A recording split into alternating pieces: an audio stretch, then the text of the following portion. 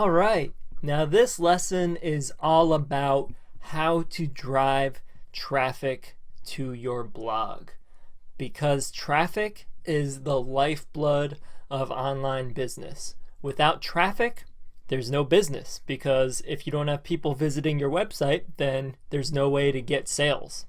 So traffic is massively important for any online business.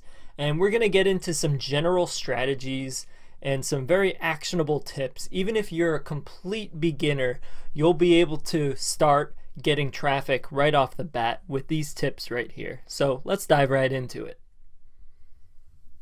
Here are the three general types of traffic, and this is very similar to driving traffic to a general website, but there are some advantages of having a blog, and we'll get into that in a second. So the first is SEO, search engine optimization. And what this is optimizing your blog for search engines. So when people search for something, you'll be ranked high. So that's the whole objective of SEO, of search engine optimization, to rank high for certain keywords in search engines like Google. And number two is social media, driving traffic from social media platforms. And number three is ads. These are online ads, and there are various types of these as well. So let's get right into it with SEO. So search engine optimization. And blogging is the best thing for search engine optimization. Why? Because you have so much content, and even long form content and keywords and links. All of those things are fantastic for ranking in search engines. So let's get into what search engine optimization consists of. Here are three general things. This is SEO 101 here. Content. That's what a blog is. A blog has content. And then keywords. So search engines look for keywords. That's how they're able to process and rank things, through keywords, as well as links. So links are an indicator for search engines. If your website has a lot of links to it, you're going to be established as a credible website in a search engine, and therefore rank higher. So when you have a blog, especially if you put out great content, people are going to start referencing that content, and this is going to create more links to your website and boost you in search engines. So this is why blogging is so important. You're creating great content with keywords that have to do with your niche and your brand, and if you create great content, valuable content for people, people are going to link to it. So that all builds on each other, and it makes you rank really high in search engines. So if you don't have a blog, you're not really going to get much of any of these.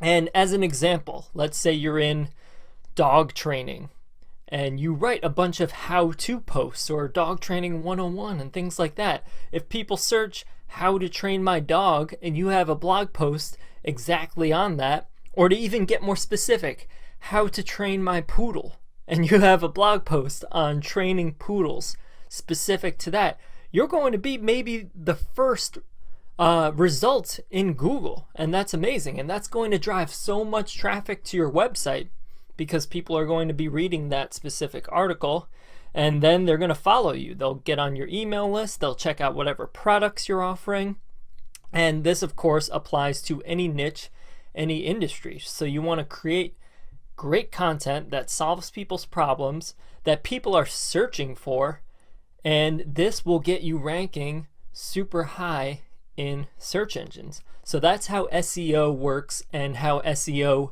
relates to blogging. And then we have social media. Everyone's familiar with social media: Facebook, Instagram, Twitter, YouTube, all of that stuff. And these are great ways to drive traffic to your blog. And here's how to do it. Post regularly. So you have to be active on the platform in order to start driving traffic. If you just have a profile that sits there, no one is going to see what you're doing, and people are going to think you're not active. So you might get viewed as an inactive business, and you're not going to build a following if you don't post regularly. So that's number one. And then engage. So this means not only creating engaging content, but also engaging with people who engage with you. So if anyone asks a question, you want to respond to everything. You want to create conversations on social media as well. And this builds rapport, it builds relationships, and it creates a community feel. And when people get engaged, they're more likely to check out what you're doing, because people love when brands genuinely interact with them and provide value to them. Then those people are going to become loyal customers down the line. And then share links to your site. So this is the great thing about having your own blog. When you share things on social media, you can share your own articles and get people to click to your site. So most people will share random articles or things like that and send people to other websites. But if you have a blog, you can direct people straight to your website, give them great content, and then they'll check out your offers as well and become customers. And ads, online ads. So these are traditional online ads, and there are a lot of different variations. But we want to tell you some of the easiest ones, the simplest ones, and most effective ads to get started with. So the first is Facebook.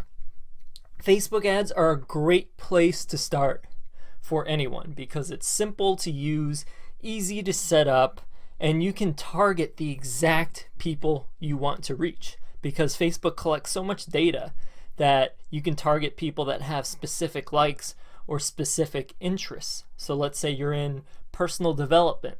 You can target people that like Tony Robbins, for example. So Facebook is really simple to use. It's not a complicated ad platform, and you can target the exact people you want to reach. You can target your exact niche, the exact ideal customer that you want to reach. So Facebook is a great place to start if you want to run some ads. And then YouTube. YouTube ads are also pretty great. They have a bit more of a learning curve because it uses Google AdWords, which is a bit more complicated to set up and to learn than the Facebook ads platform. But the benefit of YouTube is it's not crowded at all. There's not that many advertisers on YouTube right now. And of course, it's all video format. So this allows you to really show your brand and engage with people also. And then we have influencer marketing. So what influencer marketing is it's using someone's platform, someone's following, and advertising, marketing to someone's following. There's a lot of people on social media with very big, very active, loyal followings. And then you can pay those people who are influencers to put your offer in front of them. And because people really love and trust and admire so many influencers, and they have a great relationship with their audience, it's way more engaging and way more personable than traditional advertising, because it's more like word of mouth than a traditional ad. So influencer marketing is great as well. And we have a lot more courses and information on all of these. We have the Facebook Bootcamp in LearnNation. We have the YouTube Bootcamp. We have the Influencer Marketing Bootcamp. So if any of these interest you, if they pique your interest at all, you should check those out as well. And these three are a great place to start, especially Facebook. If you're really just getting started with all this, Facebook ads are great. So check out the Facebook Bootcamp in LearnNation too. So hope you found this valuable, and we'll see you in the next lesson.